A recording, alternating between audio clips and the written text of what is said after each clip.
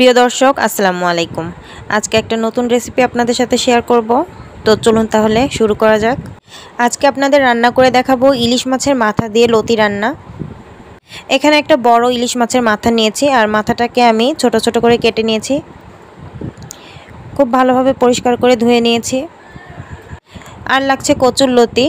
এখানে কচুর লতিগুলো আমি এভাবে ছোট ছোট করে কেটে নিয়েছি। তো লতিগুলো পরিষ্কার করে ধুয়ে নিয়েছি। আমার রান্নাগুলো যদি আপনাদের ভালো লেগে থাকে অবশ্যই আমার চ্যানেলটিকে সাবস্ক্রাইব করে আমার পাশেই থাকবেন। তো এদিকে আমি রান্নার জন্য একটি ফ্রাই প্যান বসিয়ে নিয়েছি, তাতে আমি পরিমাণ মতো সয়াবিন তেল দিয়ে দিলাম। এখন দিয়ে দিব পেঁয়াজ কুচি।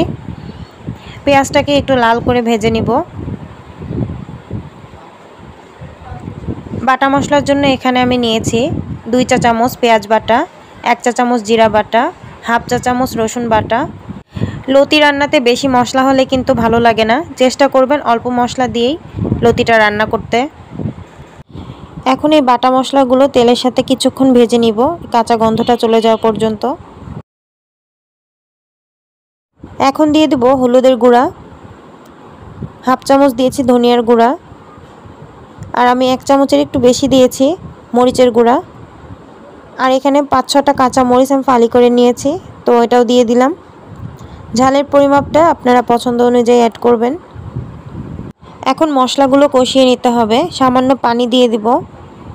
এই পানিতে প্রথমে মশলাগুলোকে ভালোভাবে কষিয়ে নিব।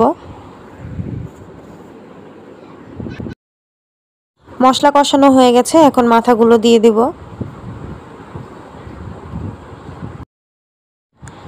এখন মাথাগুলো মশলার সাথে কষিয়ে নিতে হবে।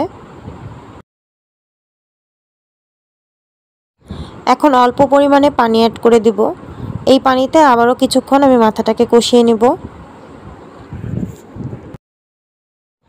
এখানে মাছের মাথাগুলো খুব ভালোভাবে কষানো হয়ে গেছে। এখন মশলা থেকে তুলে নিব একটা একটা করে। এখন এই মশলাতে দিয়ে দেব কেটে রাখা কচুর লতিগুলো।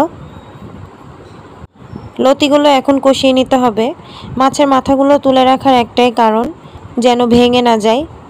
এই জন্য আমি মাথাগুলো আগে কষিয়ে নিয়ে তুলে রেখেছি। এখন লতিগুলোকে কষিয়ে নিব। স্বাদমতো লবণ দিয়ে দিলাম। সব কিছু একসাথে ভালোভাবে মিশিয়ে নিয়ে ঢাকনা দিয়ে ঢেকে কষিয়ে নিব। আমি কিন্তু এখানে এখনও কোনো পানি দিইনি। লতি থেকে যেই পানিটা বের হয়েছে সেই পানিতেই কিন্তু কষিয়ে নিচ্ছে। এখনও কিছুটা পানি রয়েছে, আবারও ঢাকনা দিয়ে ঢেকে আমি কষিয়ে নেব। আমি কিন্তু এখানে লতি কষানোর জন্য কোনো প্রকার পানি ব্যবহার করিনি, কারণ লতি থেকে পানি বের হয়েছে। আপনাদের যদি প্রয়োজন হয় তাহলে কিছুটা পানি অ্যাড করে লতিটা কষিয়ে নেবেন। তো এখন কিন্তু পানিটা পুরোপুরি শুকিয়ে এসেছে আর লতিটাও খুব ভালোভাবে কষানো হয়ে গেছে।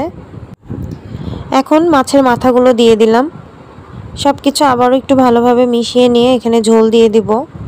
কষাতে কষাতে প্রায় 70% কিন্তু লতিটা সিদ্ধ হয়ে গিয়েছে। আমি এখানে 1 কাপ পানি দিয়ে দিলাম।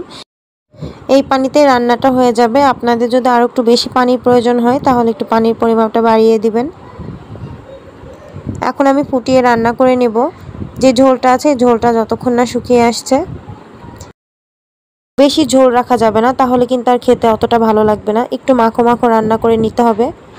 তো এখানে কিন্তু লতিটা রান্না একদম কমপ্লিট। তৈরি হয়ে গেল ইলিশ মাছের মাথা দিয়ে লতি রান্না। এই তরকারি দিয়ে 1 প্লেট ভাত অনায়াসে খাওয়া যাবে। তো বন্ধুরা, এমন নতুন নতুন ভিডিও পেতে হলে অবশ্যই আমার চ্যানেলটিকে সাবস্ক্রাইব করে আমার পাশেই থাকবেন। আজকের মতো এই পর্যন্তই। পরবর্তীতে আবারও একটি নতুন রান্না নিয়ে চলে আসব। ততদিন পর্যন্ত সবাই সুস্থ থাকবেন, ভালো থাকবেন। আল্লাহ হাফেজ।